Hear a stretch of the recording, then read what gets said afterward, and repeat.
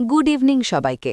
আজ গুরুত্বপূর্ণ আন্তর্জাতিক সংবাদ হল চুক্তির দ্বিতীয় ধাপে অগ্রসর হওয়ার মধ্যেই গাজায় প্রাণঘাতী হামলা অব্যাহত রাখল ইসরায়েল। চুক্তির দ্বিতীয় ধাপে প্রবেশের মধ্যেই গাজায় প্রাণঘাতী হামলা চালিয়ে যাচ্ছে ইসরায়েল।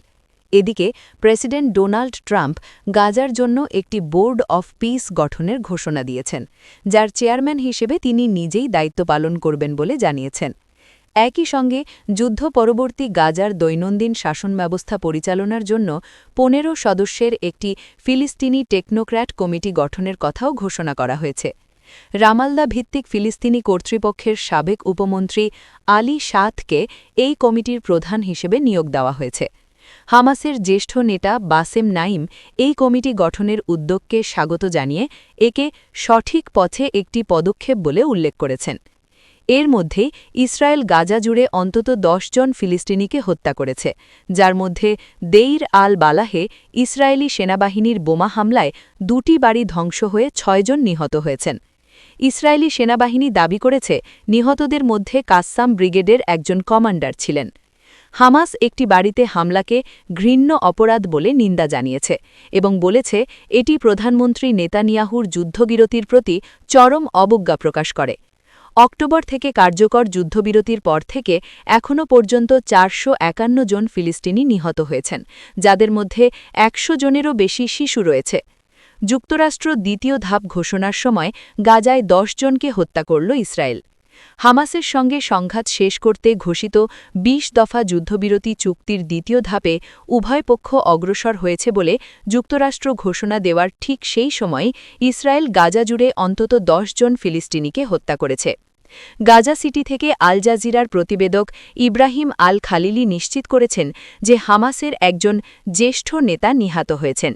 তিনি বলেন, এই হামলা স্পষ্ট করে দিচ্ছে যে যুদ্ধবিরতির দ্বিতীয় ধাপও ইসরায়েল নিজেদের শর্তে নির্ধারণ করতে চায়।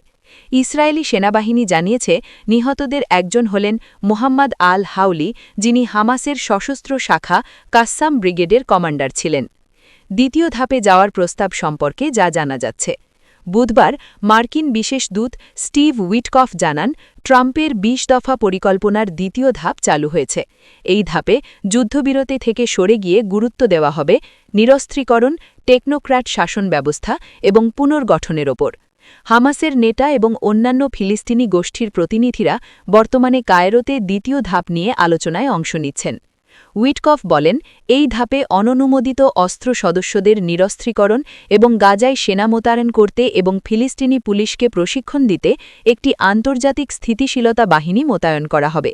গাজার দৈনন্দিন শাসন ব্যবস্থা পরিচালনার জন্য national committee for the administration of Gaza নামে একটি টেকনোক্র্যাট সংস্থা গঠন করা হয়েছে। সাবেক ফিলিস্তিনি কর্তৃপক্ষের কর্মকর্তা আলী সাদকে এই কমিটির প্রধান করা হয়েছে। কমিটিটি বর্তমানে মিশরে বৈঠক করছে এবং গাজায় প্রবেশের প্রস্তুতি নিচ্ছে।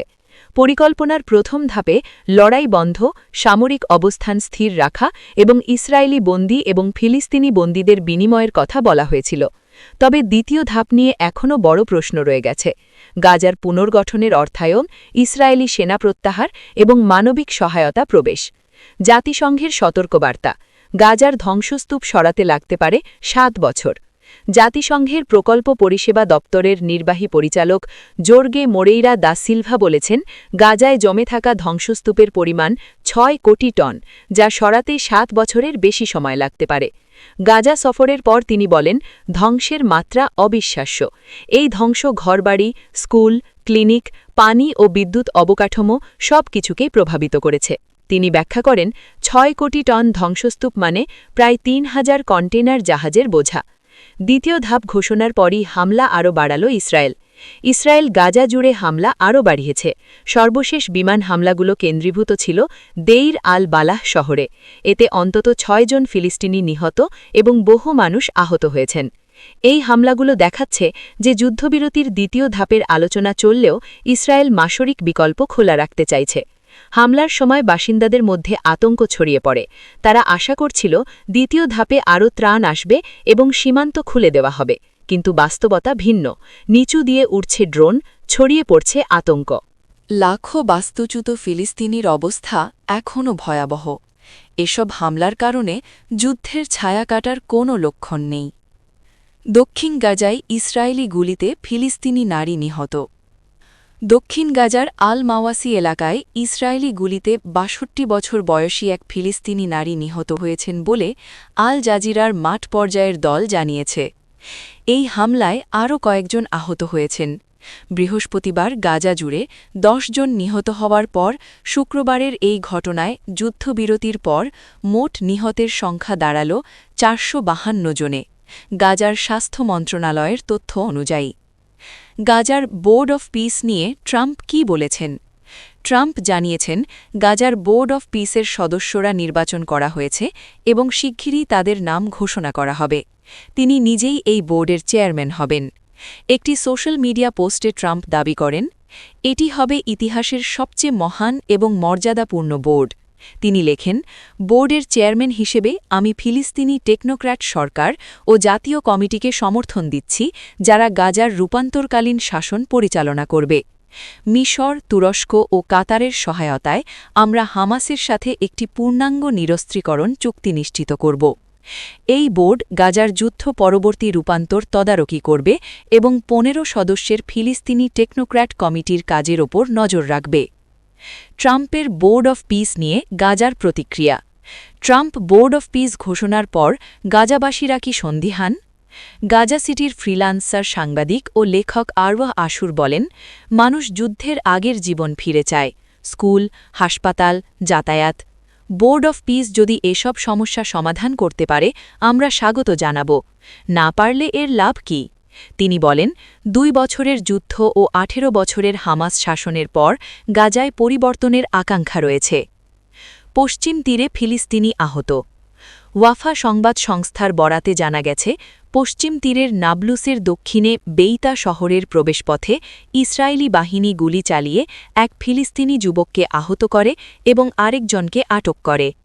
হেব্রনের দক্ষিণে মাসাফের ইয়াত্তা এলাকায় ইসরায়েলি বসতি স্থাপনাকারীদের হামলায় আরেক ফিলিস্তিনি আহত হন। একই সঙ্গে আরেকটি দল পশু নিয়ে একটি স্থানীয় স্কুলে হামলা চালায়। সুসিয়া বসতি থেকে সশস্ত্র বসতি স্থাপনাকারীরা ওয়াদি আল রাখিম এলাকায় ফিলিস্তিনি রাখালদের ওপর হামলা চালিয়ে এক বৃদ্ধকে আহত করে।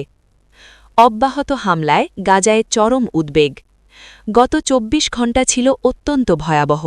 যুদ্ধবিরতির দ্বিতীয় ধাপে যাওয়ার বদলে একের পর এক বাড়িতে বিমান হামলা হয়েছে। অন্তত ১০ জন ফিলিস্তিনি নিহত হয়েছেন। পশ্চিম দেইর আল বালাহে তথাকথিত নিরাপদ এলাকায় ২টি বাড়ি ধ্বংস হয়েছে। নুসেরাত শরণার্থী শিবিরেও একটি বাড়িতে হামলা হয়েছে। এই হামলাগুলোর বৈশিষ্ট্য হল সময় ও যুক্তির ক্ষেত্রে অস্পষ্ট সামরিক কৌশল। গত ২৪ ঘণ্টায় ইসরায়েল দাবি করলেও যে তাদের সেনাদের ওপর কোনো হামলা হয়নি, তবুও বিমান হামলা চলেছে। আজ সকালে ইসরায়েলি ড্রোন ও নৌযানের অস্বাভাবিক তৎপরতা দেখা গেছে। ড্রোনের শব্দ ও ভয়াবহ আতঙ্কে মানুষ সারা রাত ঘুমাতে পারেনি। ইউএনআরডব্লিউএ স্বাস্থ্যকেন্দ্র বন্ধে জাতিসংঘের নিন্দা। জাতিসংঘের মহাসচিব আন্তোনিও গুতেরেস পূর্ব জেরুজালেমে ইউএনআরডব্লিউএ পরিচালিত একটি স্বাস্থ্যকেন্দ্রে ইসরায়েলি বাহিনীর প্রবেশ এবং কেন্দ্রটি বন্ধের নির্দেশে তীব্র নিন্দা জানিয়েছেন। এক বিবৃতিতে গুতেরেস বলেন, ১২ জানুয়ারি ইসরায়েলি কর্তৃপক্ষ অবৈধভাবে ইউএনআরডব্লিউএ জেরুজালেম স্বাস্থ্যকেন্দ্রে প্রবেশ করে এবং সেটি বন্ধের নির্দেশ দেয়। এই কেন্দ্রটি প্রতিদিন শত শত ফিলিস্তিনি শরণার্থীকে প্রাথমিক চিকিৎসা দিত এবং অনেকের কাছেই এটি একমাত্র চিকিৎসা সুবিধা ছিল। তিনি জানান, তিনি বিষয়টি সরাসরি ইসরায়েলের প্রধানমন্ত্রীর কাছে তুলেছেন এবং জাতিসংঘ গণপরিষদ ও নিরাপত্তা পরিষদকে অবহিত করেছেন। তিনি আরও সতর্ক করেন, পূর্ব জেরুজালেমে ইউএনআরডব্লিউএর কয়েকটি স্থাপনায় শিগগিরই বিদ্যুৎ ও জল সরবরাহ বন্ধ হতে পারে। যুদ্ধবিরতিতে ত্রাণ না পৌঁছানোয় গাজায় হতাশা। গাজাবাসীরা বলছে, তারা গাজার শাসন ব্যবস্থা নিয়ে বিতর্কে আগ্রহী নয়। তারা চায় তাদের মানবিক চাহিদা কিভাবে পূরণ হবে। তারা বলছে, শীতকালীন কঠিন পরিস্থিতির মধ্যে চলমান মানবিক বিপর্যয় সামাল দেওয়া তাদের পক্ষে অসম্ভব হয়ে পড়ছে। গাজায় প্রয়োজন হাজার হাজার তাঁবু ও ঘর, কারণ বহু পরিবার ঘর হারিয়ে ধ্বংসাস্তূপের মধ্যে বাস করছে, যা সরাতে বছর লেগে যাবে। ইসরায়েল প্রয়োজনীয় ত্রাণ ঢুকতে দেরি করায় মানুষের মধ্যে তীব্র হতাশা তৈরি হয়েছে। গাজাবাসীর মতে এটি কেবল নামেই যুদ্ধবিরতি। যতদিন ত্রাণ প্রবেশে গড়িমসি চলবে, ততদিন মানবিক পরিস্থিতি আরও ভয়াবহ হবে, এনজিও ও জাতিসংঘের বিবৃতি সত্ত্বেও। সংখ্যায় চিত্র: গাজা ও পশ্চিম তীর। গাজা উপত্যকা, নিহত অন্তত ৭১,৪৪১ জন, আহত ১,৭১,৩২৯ জনের বেশি। অক্টোবর ২০২৫-এর যুদ্ধবিরতির পর নিহত ৪৫১ জন, আহত ১,২৫১ জন। পশ্চিম তীর, নিহত ১,১০৬ জনের বেশি, আহত ১০,৯০৪ জন, গ্রেপ্তার প্রায় ২১,০০০ জন, কারাগারে প্রায় ৯,৩০০ জন, যার মধ্যে ৩,৩৮৫ জন বিনা অভিযোগে আটক। প্রো প্যালেস্টাইন আন্দোলনের প্রেক্ষিতে শিক্ষকদের সুরক্ষায় মার্কিন বিচারকের নির্দেশ। একজন মার্কিন ফেডারেল বিচারক জানিয়েছেন তিনি এমন একটি আদেশ জারি করবেন যাতে যুক্তরাষ্ট্রের বিশ্ববিদ্যালয়গুলিতে প্রো প্যালেস্টাইন আন্দোলনে যুক্ত অনাগরিক শিক্ষকদের গ্রেপ্তার ও বহিষ্কার ঠেকানো যায়। বোস্টনে এক শুনানিতে বিচারক উইলিয়াম ইয়াং বলেন, এক সপ্তাহের মধ্যে আসা এই আদেশ ট্রাম্প প্রশাসনকে সংশ্লিষ্ট শিক্ষকদের অভিবাসন মর্যাদা পরিবর্তন থেকে বিরত রাখবে। এই মামলা দায়ের করা হয় গত বছর মার্চে কলাম্বিয়া বিশ্ববিদ্যালয়ের সদ্য স্নাতক মাহমুদ খালিল গ্রেপ্তারের পর। খালিলই প্রথম ব্যক্তি যাকে প্রো প্যালেস্টাইন বা অ্যান্টি ইসরায়েল কর্মকাণ্ডে যুক্ত থাকার অভিযোগে বহিষ্কারের লক্ষ্য করা হয়। সংক্ষেপে সর্বশেষ পরিস্থিতি জানার আগে এই রকম লাইভ সংবাদ পেতে হলে এক্ষুনি আমাদের এই চ্যানেলটিকে সাবস্ক্রাইব করুন। দক্ষিণ গাজায় ইসরায়েলি গুলিতে ৬২ বছরের এক ফিলিস্তিনি নারী নিহত। বৃহস্পতিবার গাজা জুড়ে অন্তত ১০ জন নিহত। পশ্চিম তীরে এক ফিলিস্তিনি আহত ও আরেকজন আটক। ট্রাম্প গাজার বোর্ড অফ পিস গঠনের ঘোষণা দিয়েছেন। আলী সাদ টেকনোক্র্যাট কমিটির প্রধান।